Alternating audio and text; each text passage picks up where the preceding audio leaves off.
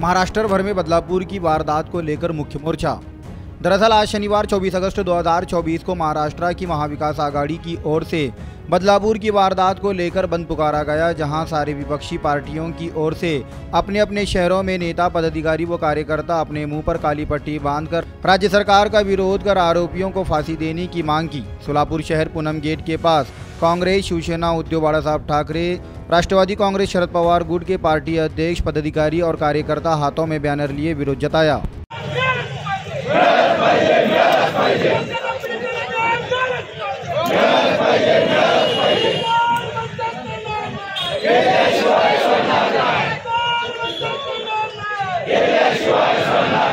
काल मोर्चाचं आयोजन आम्ही केलं होतं, पण कोर्टाचा आदर ठेवून ह्या ठिकाणी आम्ही सर्व नेते मंडळी, आमचे सर्व सहकारी, सोलापूर शहरातले व्यापारी असतील, सर्व बांधव असतील, आज पूनम गेटवर आम्ही सगळे एकत्र आलो आहे।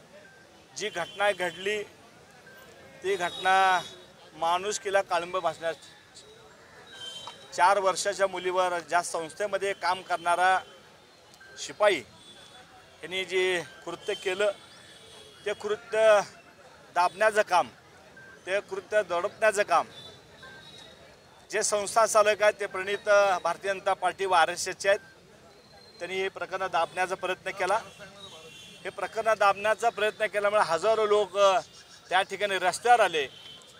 राज्य शासनाने त्या लोकांना बेदम असं मारहाण केली, त्या लोकांना लाठीचार्ज केला आणि त्या लोकांना हुसकावून लावण्याचा प्रयत्न केला। पण हे प्रकरण बघता बघता महाराष्ट्रात झालं, देशभरात झालं।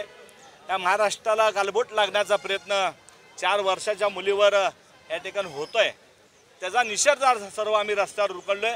आमच्या सगळ्याची मागणी आहे की राज्य सरकारमधले जे मंत्री आहेत ते शंड आहेत।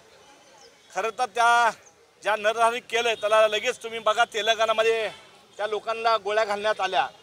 आज मुली सुरक्षित नाहीत। 4 वर्षाच्या मुली शाळेवर आज गेल्यानंतर असा गुन्हा घडतोय, तर महाराष्ट्रभर भीतीदायक वातावरण झालंय। आज आमच्या मुली, आमच्या बहिणी रस्त्यावर जायचं का नाही, कॉलेजला जायचं का नाही, शाळेला सोडायचं का नाही, अशी परिस्थिती ह्या सरकारवर आज कुणाचा विश्वास राहिला नाही। म्हणून सर्व पक्ष या ठिकाणी रस्त्यावर उतरले, त्यांचा या ठिकाणी निषेध व्यक्त करतोय।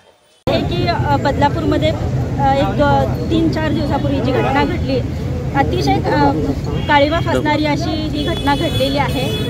माणुसकीला काळीमा फासणारी गोष्ट झालेली आहे। तर मला असं वाटतं की हे जे काही घडत आहे हे सरकार चुकीच्या धोरणामुळे, आणि आपण बघतो की आता म्हणजे आम्हाला कळलं की जी शिक्षण संस्था होती ती RSSची आणि भाजपची होती।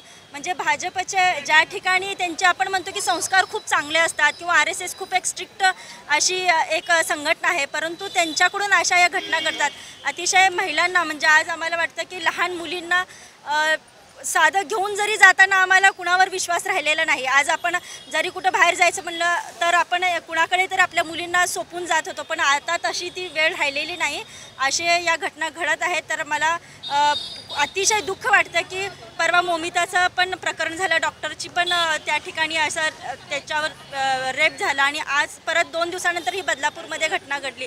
आणि अशातच आपण बघतो की लाडकी बहीण योजना, ही योजना या ठिकाणी सरकारने हे सगळं म्हणजे त्यांना हे डायवर्ट करायचं आहे। कुठेतरी हे प्रकरण सगळे जे शेतकऱ्यावर अन्याय होत आहे, शेतकऱ्यांना कर्जमाफी होत नाही आहे, तर हे कुठेतरी डायवर्ट करून महिलांना फक्त त्यांची सिंपती पाहिजे या दृष्टिकोनातून ज्यांनी हा विषय लाडकी बहीण योजना आणलेला आहे। तर आता आमच्या महिला भगिनींना पण त्या योजनेचा काही रस राहिलेला नाही।